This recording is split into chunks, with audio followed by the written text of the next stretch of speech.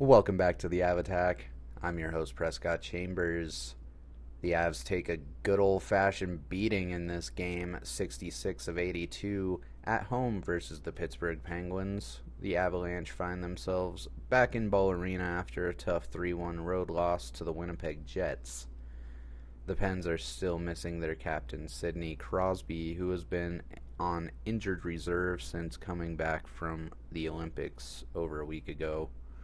However, Evgeny Malkin is back in their lineup, and they're in the hunt to win some games to make it into the playoffs.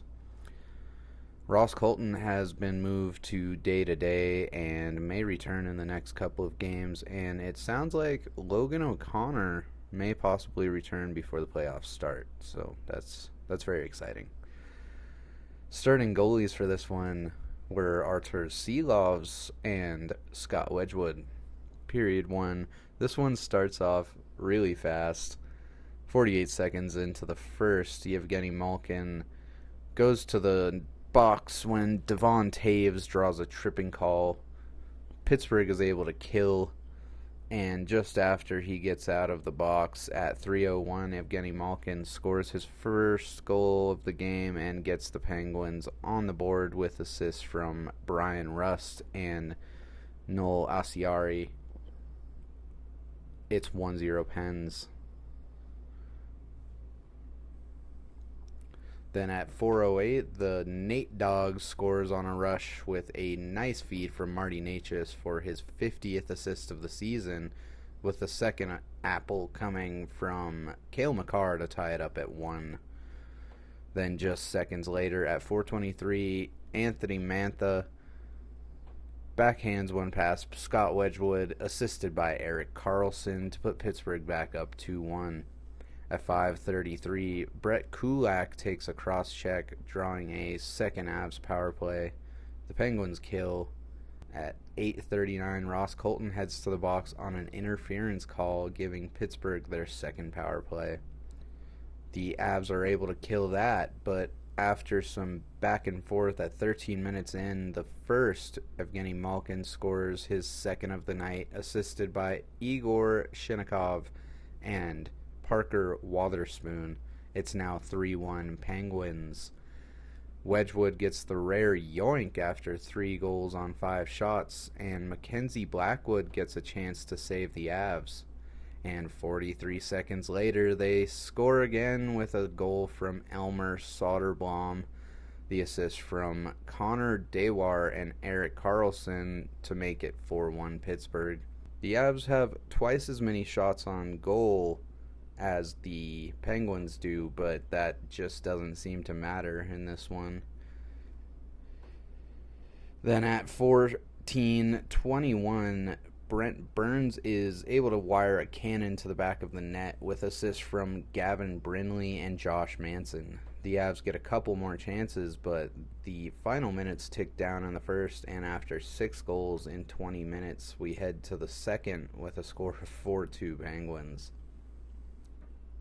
Period 2, 3.5 minutes into the second, Josh Manson draws a holding call and the Avs' third power play.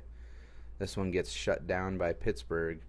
We get some more back and forth, and at 10:36, Erik Karlsson makes it a 3-goal game again on a dirty rebound.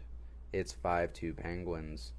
At 11:11, Nick Waugh gets tripped up by Silovs, giving Colorado a 4th power play, but they just can't capitalize. At 13:30, Waugh gets called for hooking, giving the Pens their 4th power play. The Avs are able to kill, but 10 seconds later, at 15:40, they commit yet another too many men penalty and put the Penguins right back on the power play. Those too many men penalties are going to completely destroy us if we cannot get our line changes together. I don't know what the problem is there, but we need to fix that for sure. And at 16:20, Brian Rust makes them pay for it with assists from Evgeny Malkin and Ricard Raquel. Colorado just tries to hold on for the last few minutes, and after 2, the score is a staggering 6-2 Pittsburgh. period 3. Seelovs makes an insane save on McKinnon to start the third, which just epitomizes this whole game and just lets the Avs know that they're not gonna come back in this one. And they're not catching a break by any means.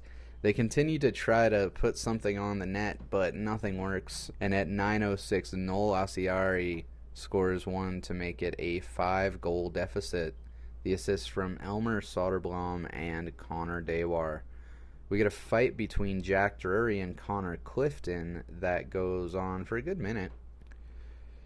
Parker Kelly and Evgeny Malkin get roughing minors, and we continue playing 5-on-5 hockey.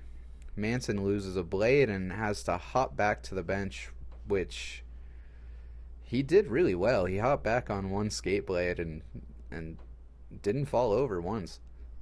But it added a good little sprinkle of humor onto a game that was basically a lost cause already. There was just nothing we could really do at this point. And at the end of the third, the final score is 7-2 Pittsburgh. Overall, that was probably the worst performance I've seen from Colorado this season, and in my honest opinion, I don't think Bednar should have pulled Wedgwood. I think, yes, 3 goals on 5 shots is a lot, but he should have at least let him sit till the end of the first period. But I get that being a coach is tough, and making those decisions and calls it's hard. It's hard to do the right thing sometimes. Sometimes you don't make the right decision, and you pay even more for it. So what can you do? But there was just no assertiveness from any of the Avs lines in this one, and way too many stupid decisions and turnovers, plus that too many men penalty, which didn't necessarily kill us, but stuff like that, oh, it annoys me so much. But that's hockey. That's hockey for you. There's no time to dwell on this loss, as the next game will be on Wednesday, March 18th at home against who else but the Dallas Stars. And until then, as always, I'm your host, Prescott Chambers for the Av Attack. Remember to like, comment, and subscribe, and I will see you in the next one.